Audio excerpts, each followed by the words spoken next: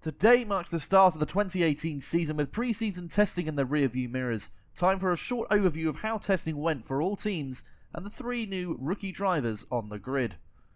It looks to be a very strong season for the 4-time back-to-back world champions. They retain the 2017 driver lineup in the form of Lewis Hamilton and Valtteri Bottas. The Mercedes W09 looks to be even more bulletproof than last season. Hamilton is looking for nothing less than his 5th world championship this season, while Bottas was settled for being within 0.2 of Hamilton this season.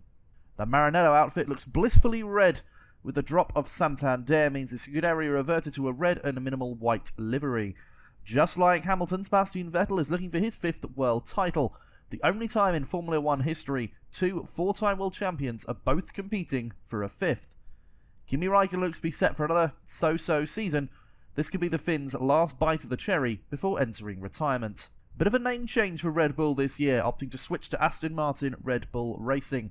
An interesting way into the sport by Aston Martin, which may develop into something more into the future. Red Bull certainly had a better start to this season compared to last year. They unveiled a camo livery on a recording day in the wet at Silverstone, albeit Daniel Ricciardo pranged the wall, damaging the front wing. Max Verstappen looks to be in good shape throughout the test, matching both Sebastian Vettel and Lewis Hamilton.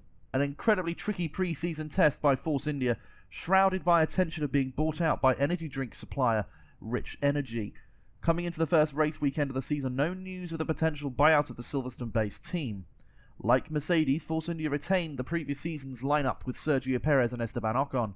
The VJM11 doesn't look anything close to how strong the VJM10 was. It will be a struggle for both drivers. Another team on a downward slope and falling from grace is Williams Martini Racing. Much talk over the winter break about Robert Kubica potentially racing for them was snubbed out just before testing started. Rookie number 1 of this season is Russian driver Sergei Sirotkin. Back-to-back third places in the F2 Championship in 2015 and 16 seasons is the Russian's only real achievement in the last few years. Lance Stroll retained his seat this year, but it is fearful that if he does not perform, Kubica could come in for a few races. This is the 3rd season in their 5-year plan that they announced at launch in 2016, having a driver lineup that consists of Nico Hülkenberg and Carlos Sainz, arguably one of the best driver lineups on the grid behind Red Bull. Renault looks to be the 4th fastest team, and maybe both Renault drivers will finally get their maiden podiums in Formula 1. It's out with the old and in with the new at Toro Rosso, moving away from Renault for good by claiming the vacant Honda engine this season. Brendan Hartley and Pierre Gasly, who competed in the dying races of last season, get their rookie debuts in Formula 1. Although Toro Rosso have swapped to Honda Power and seem to have the worst reliability on the grid, Toro Rosso managed over 100 laps on clear running during the winter test. This marks the 3-year point in Gene Haas's career in Formula 1, and his team have been labelled the dark horses of the season.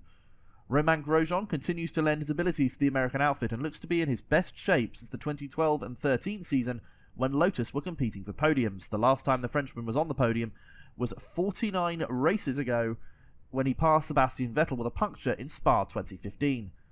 Haas took a chance on rookie driver Chris Dixon, giving him the shot of the big time this season. Kevin Magnussen, demoted to reserve driver, was stunned when he got the call announcing that Dixon had been given the spot after only driving single-seaters for 1 season in the European Formula 3 Championship.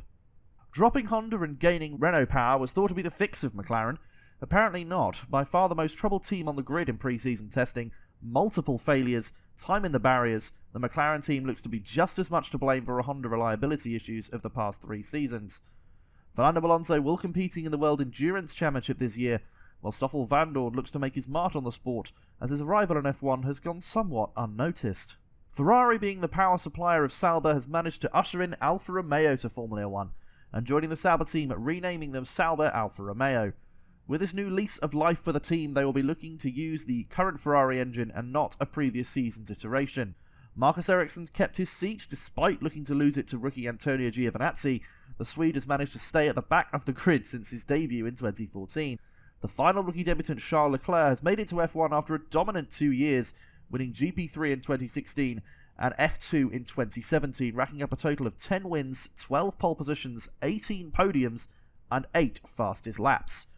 Ferrari and driver Leclerc looks to be the ideal candidate to replace Raikkonen when the Finn leaves the Maranello team.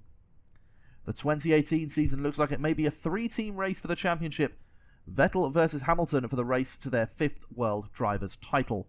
How will the rookies perform under the pressure of Formula 1? Only time will tell, and we are close to the start of the Australian Grand Prix. I've been Nick Allflat, and I'll see you in Australia.